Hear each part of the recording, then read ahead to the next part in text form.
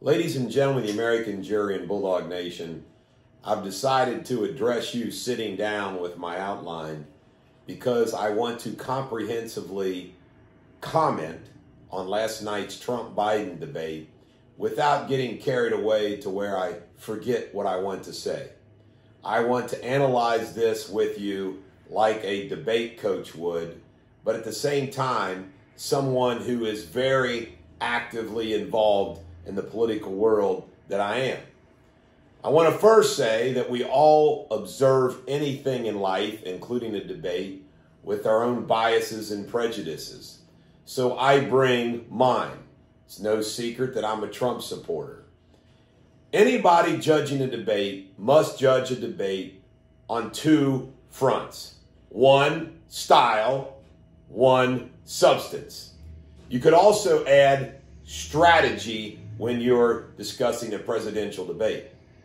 It's my personal opinion that Trump won on all three levels: strategy, style, and substance. And I believe many of you who've commented on my page, even Trump supporters, have missed many things. First and foremost, strategy. It was clear that Trump wanted to take command. Trump wanted to stay on the offensive. Trump knew that he was going to be debating both Chris Wallace and Joe Biden, and he wanted to bring the heat in order to get old Biden stumbling around. It worked. Which one of those men on stage last night was in command? Which one of those men is strong? Which one of those men is weak? Which one of those men stayed calm and in command? And which one started around, lost his cool, lost his anger? Trump never raised his voice one single time. In addition to that, when you evaluate what they actually said about the issues, who actually gave more facts and substance without looking at a single note? Trump. Trump had command of the subject matter. Joe Biden didn't. Joe Biden did exactly what he's been doing for the last 6 months. He states large platitudes. He'll say, well, he doesn't have a plan. I'm going to what? He just doesn't have it. I thought Biden came off looking like an old, senile, stumbling around old man. That's simple. Now, I think this election is about two issues: strength, weakness. Trump is strong, Biden is weak. Who do you want in that Oval Office dealing on a day in and day out basis with foreign powers, the economy, so forth and so on? Also, many of you missed this. Some of you in the comments, I think, finally got it. They could say all they want about, well, we're a big tent and all that. Joe Biden last night in one debate made it perfectly clear, and it was kind of shocking, and I'm sure there's a lot of Democrats that aren't happy about that. I'm the Democratic Party. Wow, where did Joe Biden pick up his egomania? I'm the Democratic Party. And what else? He pissed off the left. He's not for the Green Deal. He's not for Bernie Sanders. He tried to back off the socialism. I mean, if you're a Bernie Sanders or AOC supporter, you watched that last night and you're saying, well, Joe Biden doesn't like us. He doesn't care about us.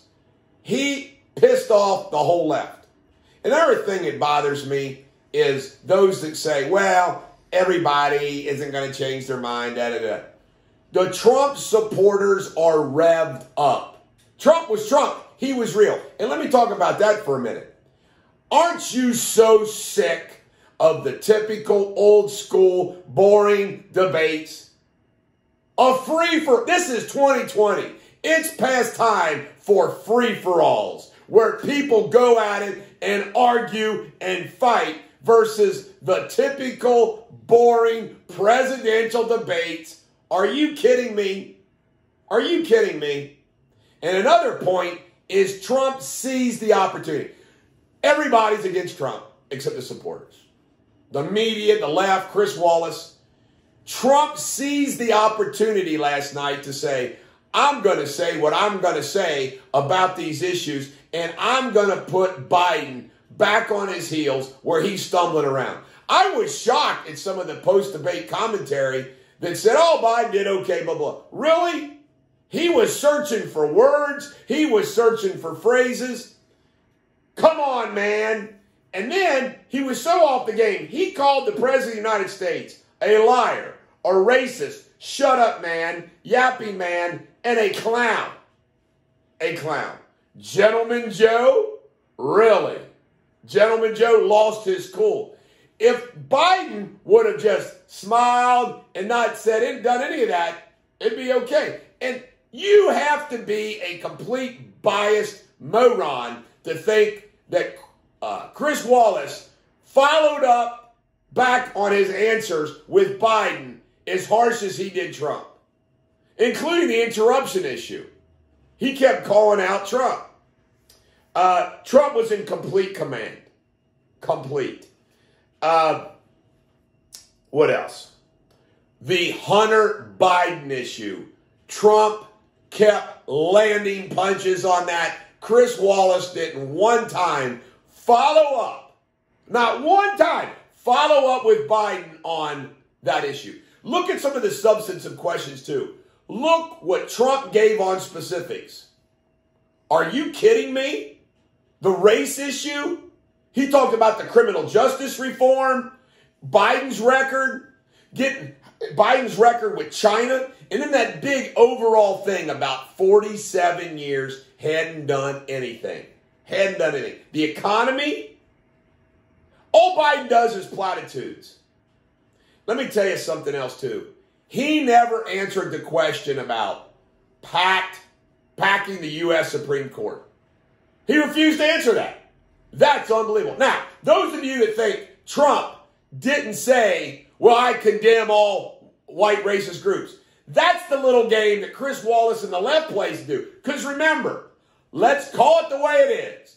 If you are a white male in America, a white heterosexual male in America, and you're voting for Biden, you're a damn fool.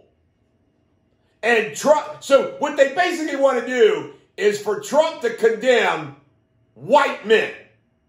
That poor boys, guess what? It's not Antifa for the right. It's an organization, it's a right-wing organization that believes that the white male is under siege in America. Yep, it is. It is. Plain and simple. They are not the Ku Klux Klan. The Ku Klux Klan believes in white supremacy. It isn't the same. So those people that say, and what did Trump say? He goes, okay, I'll condemn. Well, give me a name. Give me a name. Did Chris Wallace say, will you condemn the Ku Klux Klan? Did he ask that? No. Didn't answer that. Let me tell you something else. And this is something I know that a lot of you all, because of my political involvement in trying cases, that many of you don't know. This is a fact. Voters and jurors do something that most people don't realize.